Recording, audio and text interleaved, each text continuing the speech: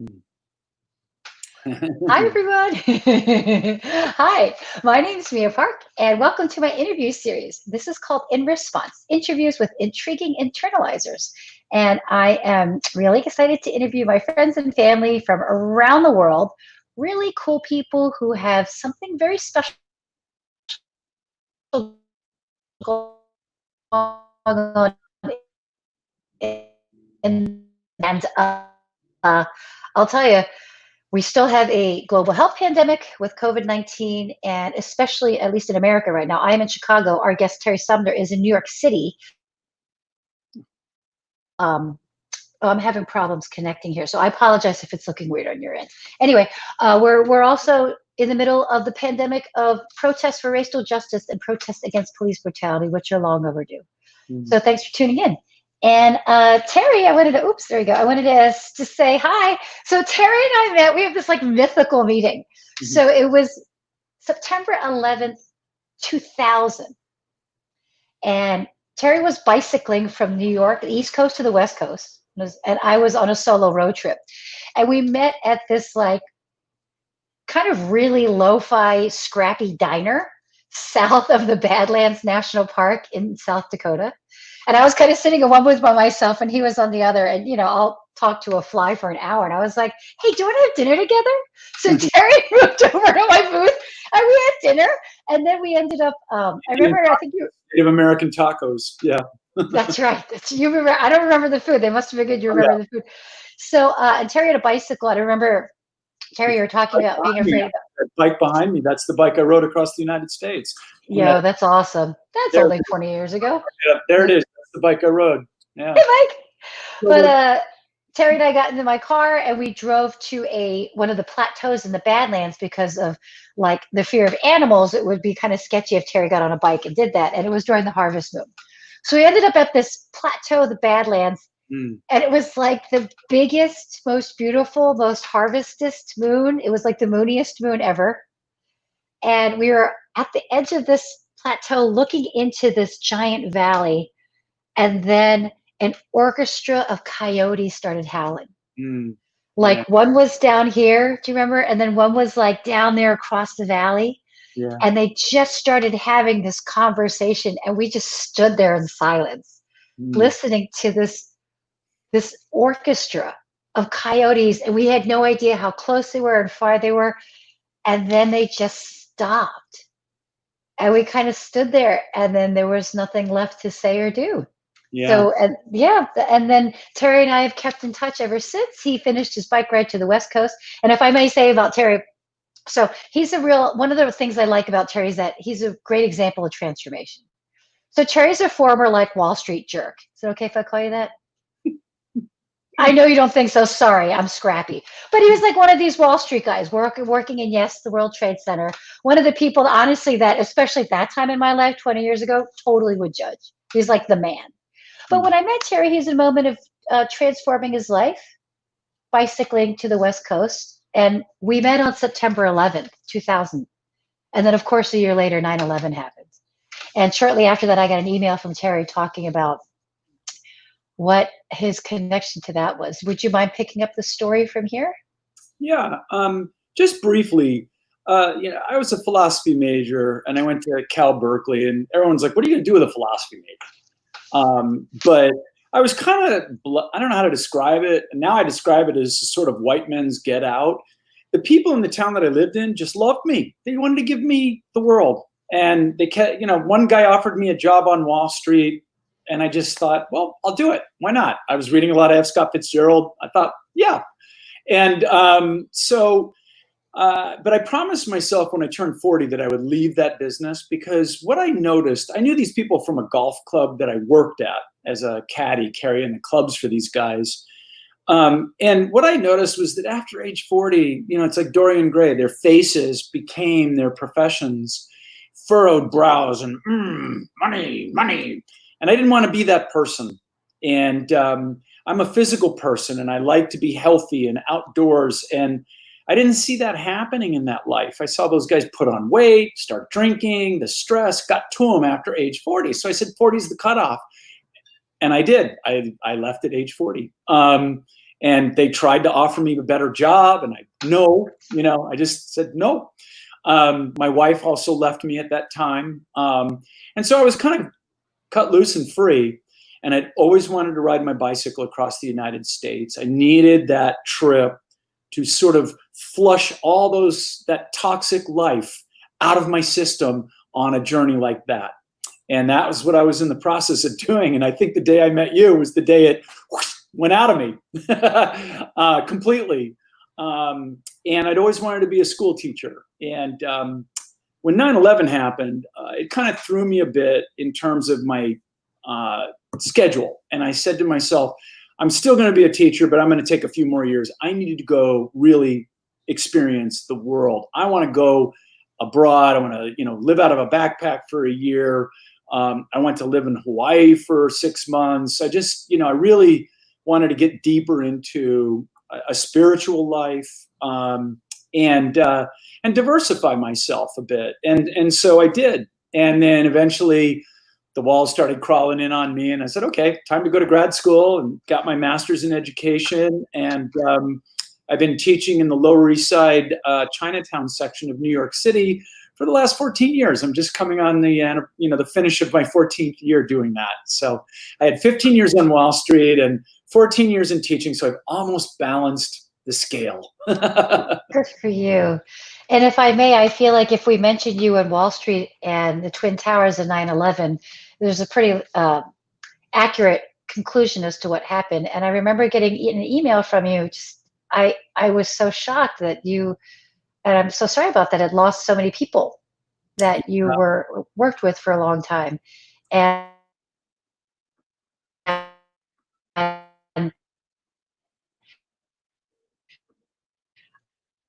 I read that your personal sense of a fiber that was kind of like weaving into the story of a life that you had led. And quite honestly, if you hadn't quit, you may have been there. Yep. I was on the 105th floor at Cantor Fitzgerald, which was the hardest hit. 640 odd people died from that company, of which I knew, the guys that I worked with, there were about 30 of them that I knew. I worked with them every day. But I also lost my best friend that day, who worked at a different company, and I've never replaced him. And I think of him every day. Every year it gets me, there's about 2 weeks before September 11th when I start feeling it. And, I quickly decided to go to as many memorial services as possible. They were absolutely amazing experiences, some of them. Some of the things that I witnessed and saw were just deeply, deeply moving things. And I was blown away by how appreciative families were that I showed up. Typically I worked with mostly men. The husband goes off to work and comes home. How was work? Fine. That's about all. But I had women come up to me and say, did my husband ever cheat on me? They wanted to know those things. And, thank God I never, I didn't have to say no and lie. No, I said, no, your husband was all business. He was out, to get clients and do business, and things like that. But there was such a gap for them, and it was to bear witness to what they were like in the office, to talk to their kids and say, this is how your dad was at work, turned out to be a form of service, I guess. Oh my gosh. Yeah. Thanks for that. So to kind of jump from September 11th, 2001 to June 18th, 2020, you're back in New York City. You flew through a lot of, I guess New Yorkers do, but you went through that completely intense, traumatic experience.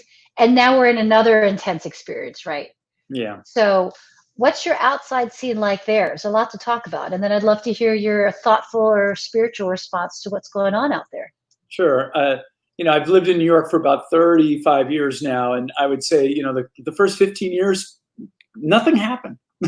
And then the second part, holy cow, blackout, 9/11. It's just unbelievable, some of the stuff that's happened.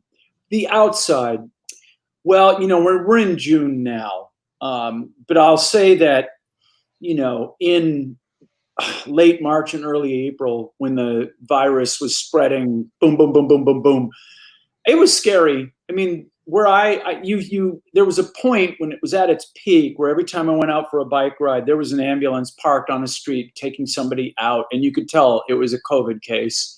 You heard sirens constantly. One of my a former girlfriend of mine, but still a very good friend of mine, was a nurse at Langone, and she was testing her coworkers for infection, and she had the full PPE outfit on, and even she's like calling me and crying at night, my coworkers are getting it, and she said, you can't believe it, like they're just zipping up bodies and putting them in a hallway. It was just like we were when you looked at a whole country like Italy, what they were going through, that was going on in our city, in that little compact area. We were the hardest hit place in the world for a while. But there was one day in early April where I saw the cases go down on the bar graph. I was checking it every day. And then it went down 3 days in a row. And I just thought, I was so like, wow, we're doing it. We're doing it. And not only did we do it, but to see 9 million people put on their face masks and abide, and now we're down to where it's like, there's like 100 cases a day. I mean, we have absolutely squashed it. And, it could come back, it's not gone, but I'm just impressed how 9 million people, did this together. The things that I've been through in the city, this tightens my feel for this place. Mm-hmm. And New Yorkers are they go about their business. They're from all these different blah, blah, blah. But there is this funny sense of community that pops up in these times that you just see like what it is to be a true New Yorker and live through some of these experiences. Yeah. Oh, that's nice. So I feel and I checked in with you beforehand. I got to ask you, there's a lot of racial justice protests going on there. Police officers are killing Black people, and they have been, and now they're finally being called on it. And, you present, like I said, I would have judged you as being like the Wall Street guy. And you are easily judged now being kind of like the white boomer type of guy. So what's your take on what's going on with that? It's interesting because I just finished, we were required to take an implicit bias course as part of, being teachers in New York City. The new chancellor wanted us to do that. And the thing that was interesting to me is, because I reflected on my life during this time, is that I grew up in Oakland, California. I went to Oakland Public Schools. I was in a diverse school with all different races, Filipino, Black, Hispanic. My dad worked in professional sports, and he was a minority in his workplace for his entire career. He always brought me in and exposed me to that. All these NFL players now that are speaking out, well, they didn't speak out back then, but they spoke to me and they taught me. And so I grew up, sort of, okay, I've been given I didn't realize I was getting an education and being woke yet. But then, we moved my dad did better in life, and we moved to suburbs, and it was mostly white people. And some of that bias crept in. And, and yet deep down, I always knew my soul. I was a kid, I was exposed to these things. And so, that was part of the mission to become a school teacher, was get back into that environment that I liked. I started out in Far Rockaway, which was predominantly a Black neighborhood. And I didn't mind the neighborhood, I just had a horrible principal. So I had to leave. And then I ended up working in an all Chinese neighborhood. I lived in Fort Greene, which was a mixed neighborhood. I dated 2 women, a Jamaican woman and a West African woman, while I was living in that neighborhood. And they re-educated me, they re-woke me a bit. But one thing that has come across, and they both kind of said this about me when they met me, is they said, you had that appearance, but your vibe was not that vibe. Like you could tell right away that you were chill, you were open.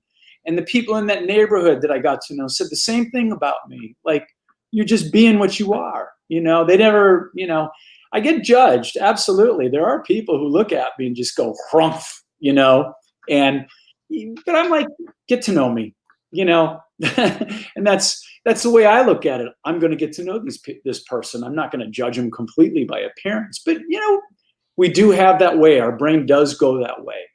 Yeah, we're animals. We're pack animals, and we need discernment in order to see what situation or which people are safe. We do have that kind of biological bias just for the demand to survive. But I appreciate what you're saying about, being open, and I love that advice about how other people, if we just give each other a chance. Yeah. Um, And have you been?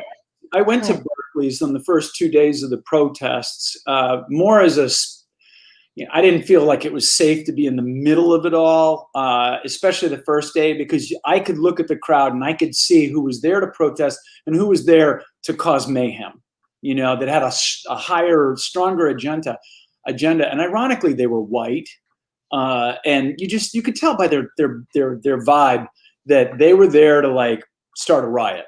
And the other people were not. The majority of them were not there for that. They were there to be heard and seen. No, I mean, I grew up with these football players, and they were like older brothers and kind of second dads to By the way, me. so Terry's dad was a professional football player. He didn't Yes, say that. Apparently, his dad was the Chicago Bear, and so that's what he means about literally professional sports. yeah, and he was a coach with the Oakland Raiders for 27 years, and so so I had a different kind of exposure, as far as the workplace with the dad goes. But no, I mean, in my classroom, I have to constantly remind myself, like when I looked at my library, it took me a couple of years to go, why is every protagonist in these books a white boy? I got to go find books here that connect, and it was hard. I went to authors, at book readings. There was one a lot in my neighborhood in Fort Greene. It would be all Asian writers, young Asian writers, and I would go up to them afterwards and I'm like, "Do you know anyone who writes books for 10 to 13-year-olds?" And they'd be like, "No," and I'm like, I hope someday. I'm glad that you're writing for your level, And there's one writer in particular that I really like, Juno Diaz, who's Dominican and wrote about it, the Dominican experience. And, he said, literature is the hub of literature is the white canon, and all these spokes go out from it. And you can be an Indian writer or, a Korean writer, or, but you still kind of focus in on that central spoke, the white, and he's like, why can't they connect outside that wheel? Why can't they go this way and connect with each other rather than all concentric? And I was like, that's great, and that woke me up to getting into my library and my classroom and finding books that connect to the kids. It's taken years, but I've done it. I've developed that library. And I put so that great. because that's one of the huge things. What if every book I read was about a black kid or a Korean kid and there was nothing about white kids? I'd be like, well, what's my deal? I don't know. Where do I belong? What's my narrative? What's the story of, the only, because I was born and raised in America, right? So my only exposure to Korean people was on MASH, the TV show. So my mom and dad, being typical Korean people of that generation, wouldn't talk about their past that much. So Korea was just a concept, and it was a bunch of people I went to church with and was related to. Like, I didn't have any connection. And I thought all Koreans were dirty, poor, and all spoke with accents, because the only Asian Koreans they had on MASH were that. And it was always brown people, and they had mud on their faces. And I thought, oh my God, that's what my mom and dad came from? No wonder they came to America. Korea is awful. So believe me, having that kind of cultural reference of you being mirrored at that, especially with the age of kids that you're working with, thank you for your like one justice warrior guy that's kind of wrapped up in like white boomer guy package. And I love that. You're almost like an infiltrator. Yeah. It's almost insidious because you pass so straight, but you're really this like philosopher, you're transforming person. Well, So like, as one last comment, can I ask you, do you have any advice, or do you want to share if you trust in the future with people? I do. And, I just have to reference back quickly. I was 8 years old in 1968, and I lived in Oakland, California. And I always remember the day Martin Luther King was assassinated. I watched all those protests on TV as a little kid. And this moment reminded me of 1968. And then, of course, media started to pick up on that. I remember as a kid, my dad had a black golf glove, and I started walking around with it and holding it up in a fist because that's what the guys in the Olympics did when they won the gold medal, Carlos and the other guy. And my dad was like, you got to watch out for that. People might get mad at you. Be careful, But I already felt that protest as an 8-year-old, right? That was such a powerful symbol to me. And the courage of these people in this virus environment to gather together and say, I don't care if I'm going to get it sick. I'm going to let the world know that this has to end. And I watched that video of that cop do that, and I cried. Yeah. I did. I mean, it's like, We're talking about George Floyd in Minneapolis. Yeah. And I just, hearing his voice, I mean, it was horrible. And that they can work it with impunity, And my wake-up call was I used to have a Ford Volvo back in my Wall Street days. It finally ran out of time, And to just get by for a couple of years, I bought this 20-year-old Toyota that had been tricked up a little bit by this Puerto Rican guy. His grandmother had it. It only had 60,000 miles on it. I'm like, awesome, cool. Once a month, I got pulled over by the police in that car. And, flashlights in the back seat, the whole thing. They'd come walking around to the door. I'd roll the window down because it was tinted. And they would always go, and they wouldn't expect to see this white guy sitting in there. They thought it was, some black guy, Puerto Rican. They profiled that car. And I mean, even in my own neighborhood a block away, I would take a left turn. The blinker was on. I'd get pulled over and the cop would be like, you took that kind of fast. Do you live in this neighborhood? And I'm like, yeah, I live a block away. But I got a taste of what it's like because of getting pulled over all the time in that car. And I'm like, you know what? Imagine a lifetime of that. Oh my God. Exactly. Imagine a lifetime of that with being profiled. Yeah. Like it's exhausting for them. So, well, our time's about up, but I want to thank you for being an ally and thank you for being so honest. And what I really appreciate about your sharing is being so vulnerable and saying that, yeah, you did have some bias growing up and that, it sounds like you had a little spark in order, being a protesting 8-year-old at heart. But I hope that's a nice example for people to know that recognizing that we all have the biases, and that it takes work and it's a process of transformation to do that, and then live it as a life and walk it as a walk and talk it as a talk, like you have been the last 14 years as a school teacher in diverse New York neighborhoods. So thank you. I'll finish with two things. One is that when I'm in my class and I'm teaching, I kind of feel like those guys from 9/11 are looking down. Sometimes I feel like they're actually in the room and they're just going, yeah, that's what I want to do. That's what I would have done if I had the time or I had that second chance. And you're doing it. Good on you.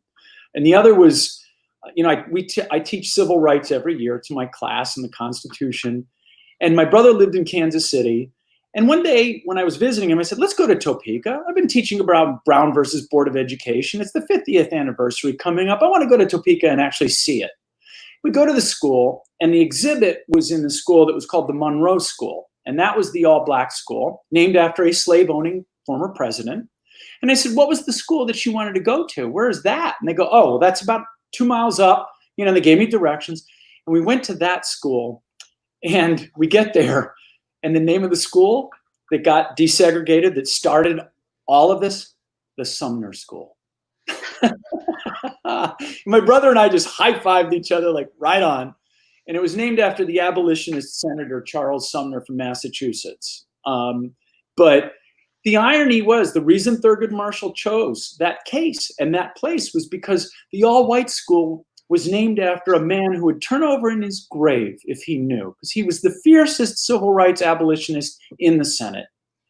The irony. And then that school where all the black kids was the slave-owning president. And you would just be like, that's the world turned upside down. That's just, and I thought, it's just amazing. You tell good stories, Terry. You have a lot of them. Yeah. But thanks so much. Thanks, for showing up and telling a little bit about yourself.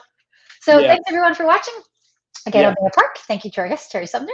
Like my Facebook page, sign up, subscribe to my YouTube channel. We have lots of more of these really cool interviews with very cool people on through the summer. So take care, everyone. Bye-bye. Okay. Bye.